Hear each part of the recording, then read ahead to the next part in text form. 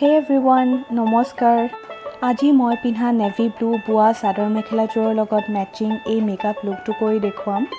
বুৱা কাপোৰ পিন্ধি চাগে সকলোৱে ভাল পায় আৰু আজিকালি ইমান ধুনীয়া ফুলৰ ধুনীয়া ৰঙৰ বুৱা কাপোৰবোৰ পোৱা যায় যে বহুতে বিয়া বাৰুৰ নিচিনা ডাঙৰ অনুষ্ঠানত পাটৰ কাপোৰৰ পৰিৱৰ্তে বুৱা কাপোৰ পিন্ধা দেখা যায়। সেয়েহে আজি মই বিয়া বাৰুলৈ যাব পৰাকৈ বুৱা কাপোৰৰ লগত মেচিং এটা মেকআপ লুক কৰি দেখুৱাম। যাতে আপোনালোকেও কেতিয়াবা বুৱা কাপোৰৰ লগত মেকআপ মেচ কৰিবলগীয়া হ'লে এটা আইডিয়া পায়। গতিকে আহকচোন মেকআপ লুকটো কেনেকৈ কৰিলোঁ চাওঁ।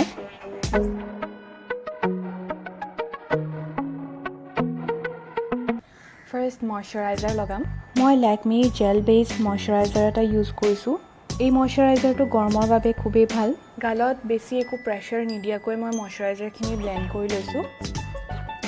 কাৰণ বেছি প্ৰেছাৰ দিলে স্কিনখন কেতিয়াবা ৰঙা পৰি যায় আৰু মইশ্চাৰাইজাৰখিনিও বেছি মুখত গৈ হাততহে লাগি যায়। এতিয়া নিক্সৰ এই ছেটিং স্প্ৰেটো ইউজ কৰিম মোৰ গোটেই মুখতে। মইশ্চাৰাইজাৰৰ পিছত ছেটিং স্প্ৰে লগালেও মেকআপ লং লাষ্টিং কৰিব পাৰি। অলপ ব্লেণ্ডাৰডালেদি এনেকৈ টেপ কৰি দিছোঁ যাতে স্প্ৰেখিনি চবতে সমানকৈ ব্লেণ্ড হৈ যায়। ফাউণ্ডেশ্যনৰ বাবে মই Maybelline Matte+Porelessৰ এই দুটা শ্বেড মিক্স কৰি লগাম। মই যেতিয়া বিয়া বা ফাংচন বা তেনেকুৱা ইনভিটেশ্যনত অলপ বেছি সময়ৰ কাৰণে যাওঁ তেতিয়া এটা মিডিয়াম বা হাই কাভাৰেজৰ ফাউণ্ডেশ্যন লগাওঁ আৰু এই Maybellineৰ ফাউণ্ডেশ্যনটোৱে মিডিয়াম টু হাই কাভাৰেজ দিয়ে। গতিকে মই আজি এইটো লগাইছোঁ।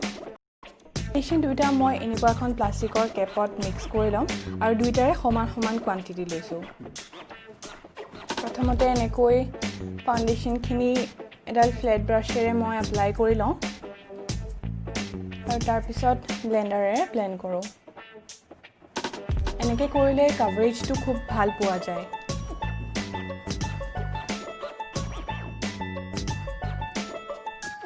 ফাউণ্ডেশ্যন ব্লেণ্ড কৰোঁতে যিহেতু অলপ সময় লাগে সেয়েহে মই ভিডিঅ'টো অলপ ফাষ্ট ফৰৱাৰ্ড কৰি দিছোঁ।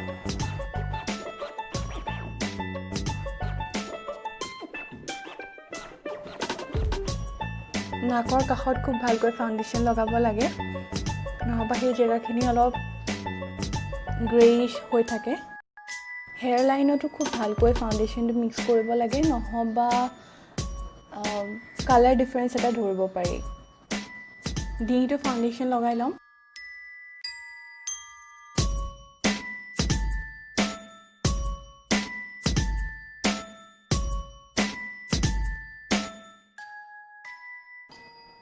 স্পঞ্জত থাকি যোৱাখিনি এনেকৈ কাণতো ভালকৈ লগাই ল'ব লাগে। কনচিলাৰ লগোৱাৰ আগতে মই আইব্ৰাউ আঁকি লওঁ। তাৰ বাবে মই চুগাৰৰ এই ব্ৰাউ পেঞ্চিলডাল আৰু লগতে ৱেট ন ৱাইল্ডৰ এই ব্ৰাউ পমেডটো ইউজ কৰিম। প্ৰথমে আইব্ৰাউখিনি ধুনীয়াকৈ ব্ৰাছ কৰি ল'ম। তাৰপিছত ব্ৰাউ পেঞ্চিলডালেৰে শ্বেপটো বনাই লওঁ।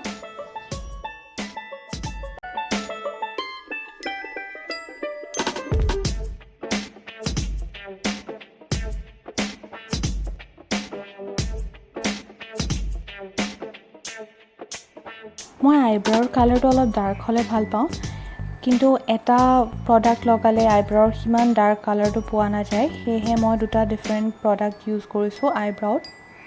তাৰোপৰি ব্ৰাউ পমেড এটা ইউজ কৰিলে বা যিকোনো ক্ৰিমি আইব্ৰাউ প্ৰডাক্ট ইউজ কৰিলে আইব্ৰাউখিনি অলপ নেচাৰেলো দেখায়। ইয়াৰ পিছত ব্ৰাউ পমেডৰ লগত থকা ব্ৰাছডালেৰে আইব্ৰাউখিনি ফিল কৰি ল'ম।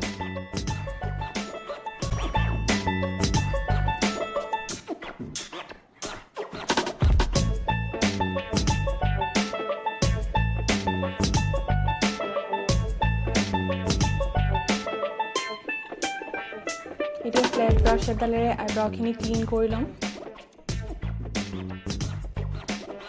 অলপ লাইট কালাৰৰ কনচিলাৰ এটা লৈ আইব্ৰাউৰ ওপৰ আৰু তল দুইটা ছাইডতে এনেকৈ ক্লিন কৰি ল'ব পাৰি। এনেকৈ ক্লিন কৰিলে আইব্ৰাউডালো খুব ধুনীয়াকৈ ফুটি উঠে।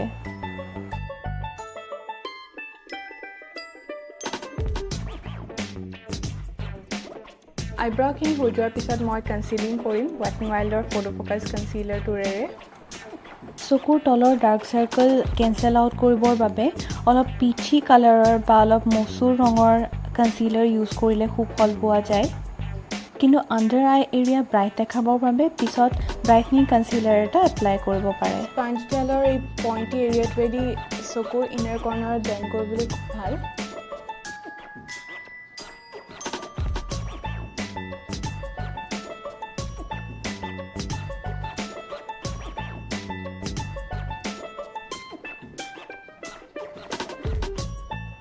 লেছ লাইনৰ যিমান ওচৰলৈকে যাব পাৰি সিমান ওচৰলৈকে মই কনচিলাৰখিনি ধুনীয়াকৈ ব্লেণ্ড কৰি লৈছোঁ।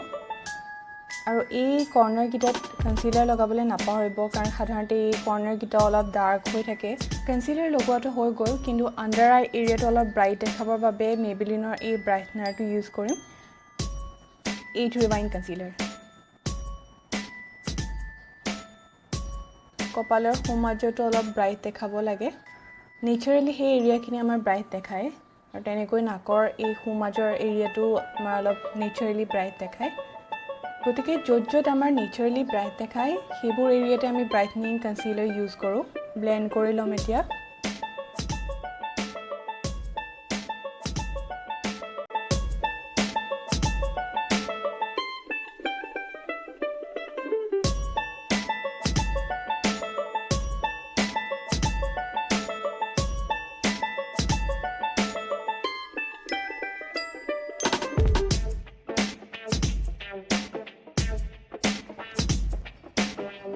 মুখত ক্ৰীম প্ৰডাক্টৰ কাম শেষ হোৱাৰ পিছতেই মই পাউডাৰেদি গোটেই ক্ৰীম প্ৰডাক্টখিনি ছেট কৰি ল'ম।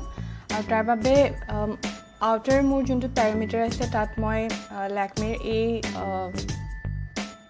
কম্পেক্টটো ইউজ কৰিম।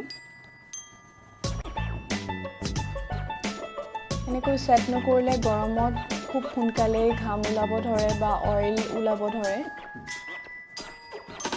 গতিকে ছেট কৰি লোৱাটো খুবেই প্ৰয়োজনীয় যদি লং লাষ্টিং কৰিব বিচাৰিছে মেকআপটো। তেনেকৈ ডিঙিটো মই সেই একেটা কম্পেক্ট পাউডাৰেই লগাইছোঁ, কিন্তু যোন এৰিয়াত মই ব্ৰাইটনিং কনচিলাৰটো লগাইছিলোঁ তাত মই অলপ লাইট কালাৰৰ কম্পেক্ট এটা লগাইছোঁ।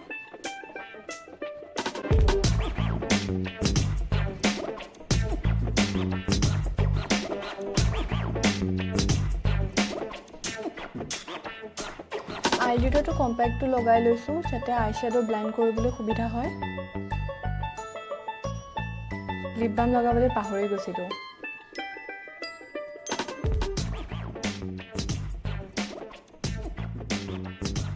এতিয়া আই মেকআপৰ ফালে আগবাঢ়োঁ। মোৰ কাপোৰযোৰত যিহেতু পিংক আৰু গল্ডেন কালাৰৰ কাম আছে, গতিকে মই মোৰ আইশ্বেডোটোতো তেনেকৈ মেটচ কৰিবলৈ পিংক আৰু গল্ডেনৰ এটা কম্বিনেশ্যন ক্ৰিয়েট কৰিম।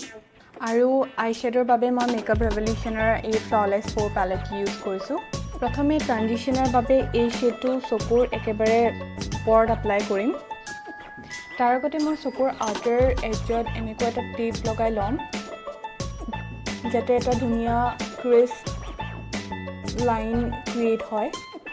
এনেকুৱা টেপ লগালে এনেকুৱা এটা টেপ লগাব যোনবিলাকত বৰ বেছি আঠা নাথাকে, নহবা ফাউণ্ডেশ্যনখিনি টেপটোৰ লগতে গুচি আহিব পাৰে। মই এইটো পেইণ্টাৰ্ছ টেপ লগাইছোঁ। এতিয়া ট্ৰানজিশ্যন শ্বেডটো এপ্লাই কৰিম। মই ট্ৰানজিশ্যন শ্বেডটো এনেকৈ এপ্লাই কৰিম যাতে মোৰ চকুটো অলপ ৰাউণ্ড দেখাওক, গতিকে মই ব্লেণ্ড কৰোঁতে অলপ ৰাউণ্ডকৈ ব্লেণ্ড কৰিম।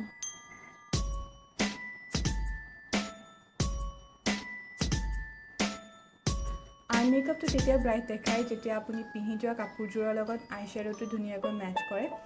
আৰু তেনেকৈ মেটচ কৰিবৰ বাবে মই আজি চকুৰ ইনাৰ কৰ্নাৰৰ পৰা অলপ আগলৈ মানে লিড এৰিয়াত এটা শিমাৰী লাইট পিংক শ্বেড এপ্লাই কৰিম। আৰু সেই লাইট পিংক শ্বেডটো যাতে আৰু ধুনীয়াকৈ ফুটি উঠে তাৰ বাবে মই প্ৰথমতে লিড এৰিয়াত কনচিলাৰ লগাই ল'ম। আচলতে মোৰ চকুৰ লিডখন খুবেই সৰু আৰু ইয়াত যদি মই আইশ্বেডো এপ্লাইও কৰোঁ খুব ভালকৈ দেখা পোৱা নাযায়, সেয়েহে আজি মই কাট ক্ৰিজ টেকনিকটো ইউজ কৰিম যাতে মোৰ লিডৰ আইশ্বেডোখিনি খুব ধুনীয়াকৈ ধৰিব পাৰে। আগতে ইউজ কৰা এই ফ্লেট ব্ৰাছডালত মই মেবেলিনৰ কনচিলাৰটো লগাই লৈছোঁ আৰু মোৰ নেচাৰেল ক্ৰিজ লাইনডালক ফ'ল' কৰি তাৰ ওপৰে ওপৰে নতুন ক্ৰিজ লাইন এডাল আঁকি লৈছোঁ। এইটো এটা মই হাফ কাট ক্ৰিজ কৰিছোঁ, তাৰমানে মই একেবাৰে চকুৰ গুৰিলৈকে যোৱা নাই, কাৰণ পিংক শিমাৰী শ্বেডটো মই চকুৰ আউটাৰ কৰ্নাৰলৈকে এপ্লাই নকৰোঁ। আউটাৰ কৰ্নাৰত মই এটা ডাৰ্ক ৰেড কালাৰৰ শ্বেড এপ্লাই কৰিম আৰু তাৰ পাছত গোটেই লিড এৰিয়াটো কনচিলাৰটোৰে ফিল কৰি লৈছোঁ। এইখিনিতে এটা কথা মন কৰিব যে যোনখিনি জেগাত আমি কনচিলাৰ লগোৱা শেষ কৰিছোঁ সেই জেগাখিনি আঙুলিৰ মূৰেৰে অলপ ব্লেণ্ড কৰি ল'ব লাগে, নহ'লে কনচিলাৰখিনি উখুৰা মুখুৰা হৈ থাকিব। এতিয়া নতুনকৈ ক্ৰিয়েট কৰা ক্ৰিজ লাইনটোৰ ওপৰত এটা ডাৰ্ক ৰেড শ্বেড এপ্লাই কৰি ক্ৰিজ লাইনটো আৰু অলপ ডাঠ কৰিবলৈ চেষ্টা কৰিম। এতিয়া আমাৰ আউটাৰ কৰ্নাৰটো অলপ ডাৰ্ক কৰিবৰ বাবে পিংক আৰু এই ব্লেক শ্বেডটো মিক্স কৰি এপ্লাই কৰিম। তাৰপিছত ব্ৰাছত থাকি যোৱাখিনি আকৌ ক্ৰিজ লাইনটোত এপ্লাই কৰি দিম। আচলতে ক্ৰিজ লাইনটো আমি যিমান পাৰি ডাৰ্ক কৰিবলৈ চেষ্টা কৰিব লাগে, যাতে আইলিডৰ কালাৰটো খুব ধুনীয়াকৈ ব্ৰাইট দেখায়। আইলিডত মই দুটা শ্বেড মিক্স কৰি লগাম। আচলতে মই বিচৰা ধৰণৰ পিংক কালাৰৰ শ্বেড এটা মোৰ আইশ্বেডো পেলেটটোত নাই, সেয়েহে মই এটা শিমাৰী হোৱাইট আৰু এটা মেট পিংক কালাৰৰ শ্বেড মিক্স কৰি মই বিচৰা শ্বেডটো বনাই লৈছোঁ। এতিয়া মই সেই মেট পিংক কালাৰৰ শ্বেডটো আউটাৰ কৰ্নাৰৰ ডাৰ্ক পিংক শ্বেড আৰু আইলিডৰ শিমাৰী পিংক শ্বেডৰ মাজত এপ্লাই কৰিছোঁ, যাতে আইলুকটো দেখাত ভাল লাগে। ইয়াৰ পিছত ব্লেক আৰু ৰেড শ্বেড দুটা মিক্স কৰি মোৰ আউটাৰ কৰ্নাৰটো আৰু ক্ৰিজ লাইনটো আৰু অলপ বেছিকৈ ডিপ কৰি ল'ম। আই মেকআপ কৰোঁতে এইটো কথা মন কৰিব লাগে যে আমি যদি আইলিডত এটা লাইট কালাৰৰ শ্বেড এপ্লাই কৰোঁ, সেই লাইট কালাৰৰ শ্বেডটো ব্ৰাইট দেখাবৰ বাবে আমাৰ আউটাৰ কৰ্নাৰ আৰু ক্ৰিজ লাইনডাল অলপ ডাৰ্ক কৰিব লাগে। এতিয়া চকুৰ তলত লেছ লাইনতো তেনেকৈ আইশ্বেডোবোৰ এপ্লাই কৰিম, যেনেকৈ চকুৰ ওপৰত আইশ্বেডোবোৰ এপ্লাই কৰিছিলোঁ। প্ৰথমে এই ডাৰ্ক শ্বেডটো লোৱাৰ লেছ লাইনত এপ্লাই কৰি লৈছোঁ আৰু ইয়াৰ পিছত লাইট ৰেড কালাৰৰ শ্বেডটো ইয়াৰ তলতে এপ্লাই কৰিম।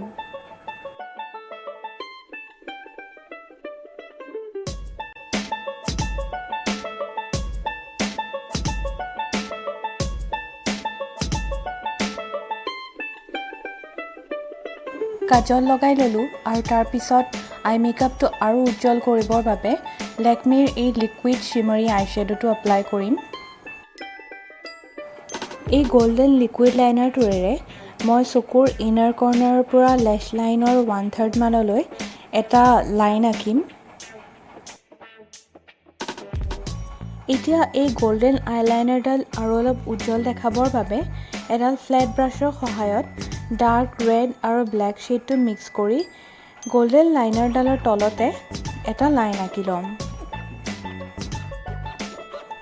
লগতে মই আগতে এপ্লাই কৰা কাজলখিনিও সেই ৰেড আৰু ব্লেক কালাৰৰ শ্বেড দুটাৰে অলপ স্মাজ কৰি লৈছোঁ আৰু সদায়ৰ দৰে লোৱাৰ লেছ লাইনৰ মেকআপ শেষ হোৱাৰ পিছত লোৱাৰ লেছ লাইনৰ কালাৰবোৰৰ লগত আপাৰ লেছ লাইনৰ কালাৰবোৰ একলগ কৰি দিছোঁ, যাতে গোটেই আইলুকটো দেখাত ভাল লাগে। এইবাৰ মেইবেলিনৰ জেল আইলাইনাৰ এটা লৈছোঁ আপাৰ লেছ লাইন আউটলাইন কৰিবৰ বাবে।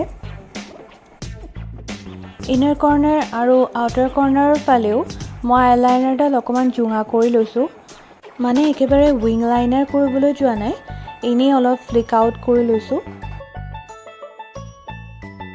তাৰপিছত এই শ্বেম্পেইন কালাৰৰ শ্বেডটো লৈ মই ব্ৰাউ বনত এপ্লাই কৰিম। এনেকুৱা কৰিলে আইব্ৰাউৰ যিটো এংগল আছে সেইটো অলপ শ্বাৰ্প দেখায়। তাৰপিছত সেই শ্বেম্পেইন শ্বেডটো মই ইনাৰ কৰ্নাৰতো লগাইছোঁ।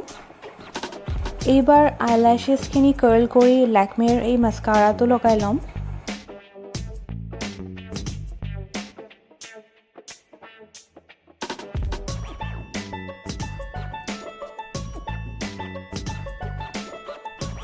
আজি ফলছ আইলেছেছৰ নতুন পেয়াৰ এটা লগাম।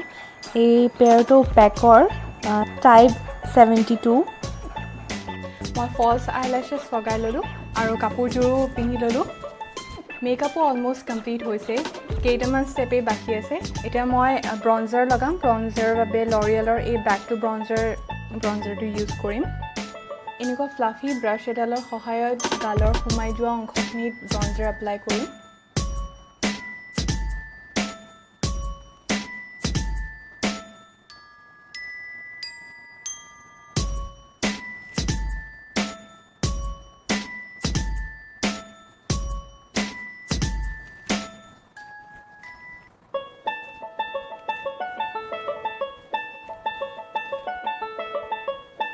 নোজ কণ্টুৰিঙৰ কাৰণে এডাল মিহি ব্ৰাছ ল'ম আৰু সেই একেটা ব্ৰঞ্জাৰেই ইউজ কৰিছোঁ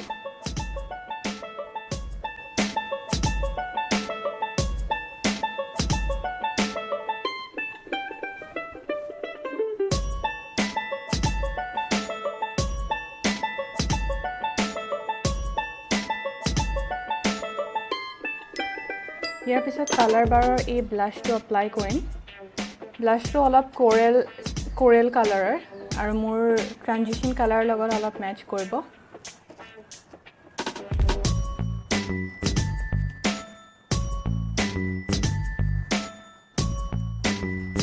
হাইলাইটিঙৰ বাবে ৱেট এণ্ড ৱাইল্ডৰ এই হাইলাইটাৰটো ইউজ কৰিছোঁ আৰু এনেকুৱা ফেন ব্ৰাছ এডালেৰে সেইটো এপ্লাই কৰিম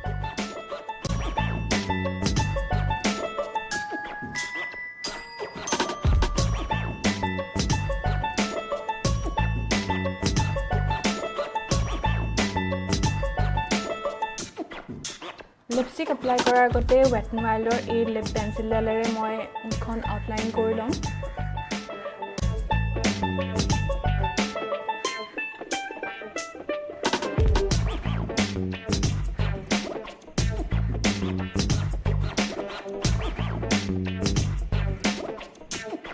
লিপষ্টিকৰ বাবে মেবলিনৰ এই ফ্লেমিং ফিউচিয়া লিপ কালাৰটো ইউজ কৰিম